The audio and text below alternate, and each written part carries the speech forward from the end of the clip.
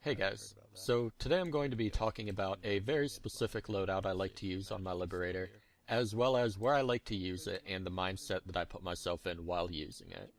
I very inventively call this loadout Liberator of the Canyons, because my favorite place to use it is in the canyons of Indar. Starting out, we'll talk about the actual loadout.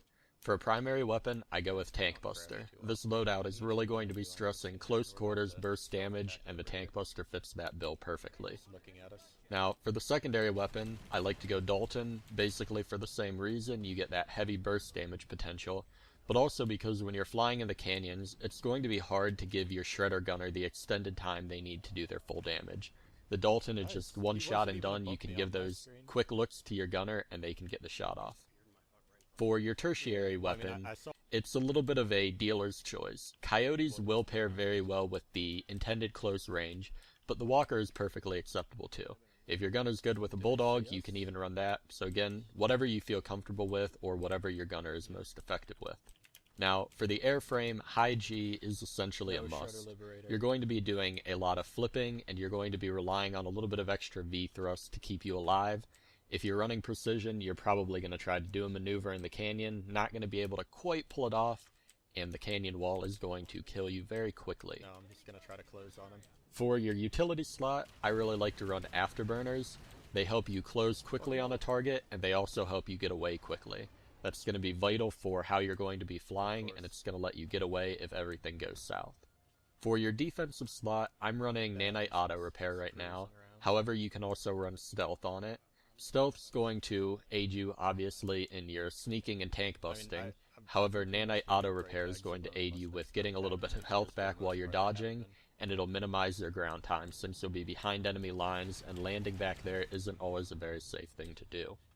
Use the canyons to set up ambushes and appear out of nowhere, especially when fighting composite armor shredder libs, as we do several times in this video. It's vital that you close to almost point-blank range so that the tank buster damage can get them low enough for a quick follow-up Dalton. If you let a shredder gain distance on you, it's basically game over unless you've got an incredibly talented gunner and the shredder gunner forgets how to aim. This is where afterburners really come in handy, and I would basically call them required for this loadout.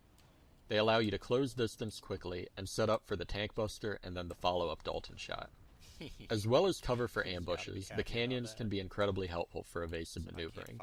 Use the tight turns and valleys to break line of sight and force the enemy ESF or Liberator to follow you into the confined area. This will limit their ability to dodge and make it much easier for your gunner to hit them. With all the cover you need right at hand, it means you can almost always dictate the terms of an engagement and give yourself a more favorable advantage. Against shredder libs, it's a good idea to drop behind cover and then hide right against the wall of the canyon.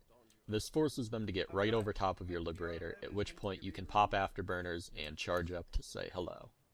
The difference between Nanite Auto Repair and Vehicle Stealth is fairly difficult to actually quantify, and your choice between the two is going to come more down to personal preference and what you find to be more effective. Stealth couples well for the obvious reason that you're trying to be stealthy, and staying off the minimap will certainly help with that. However, I've found that I rarely have people notice me anyways pre-attack, so where stealth is much more likely to come in handy is after you've broken line of sight and started hiding. Since you'll disappear from the minimap, it's much easier to then make unexpected maneuvers and position yourself somewhere else to either gain the advantage or lose your pursuer and get away. Auto repair, on the other hand, will allow you to stay flying more, and since you're in enemy territory, it's potentially very bad for your health to land, since you're then easy pickings for any passing Liberator, Galaxy, or even a Suicide Flash. The other times it can be helpful is in a fight. If you can keep mobile enough to not let your opponent hit you for about 8 seconds, the auto repair will kick in and you'll start regaining your health. This won't usually be a huge factor against good ESF pilot or a good Shredder Liberator crew, but it can save your life when fighting a Dalton Liberator or several bad ESFs in a row when you don't really have time to land and repair in between. To wrap this up, what kind of a mindset do you need to be in while using the Liberator in this manner? There's really not a whole lot of room for error, so while you want to be relatively sneaky and defensive, when it's go time you have to put the hammer down and hit hard and fast. So while you have to be thinking stealthy and playing relatively defensively, since you're likely far from any friendly or air-ground forces, when you pick the target, the time for being tentative is gone. choose your target, an attack route, and an escape plan, and then go into action. Hopefully, if you do all of this, you'll find this to be a very effective way of flying. I know it's been personally one of my favorite strategies of late, and I've been having a lot of success with it. So, if you found this video helpful, which hopefully you did, don't forget to keep an eye on the channel for my next episode, Liberator of the Oceans. You are in a restricted area.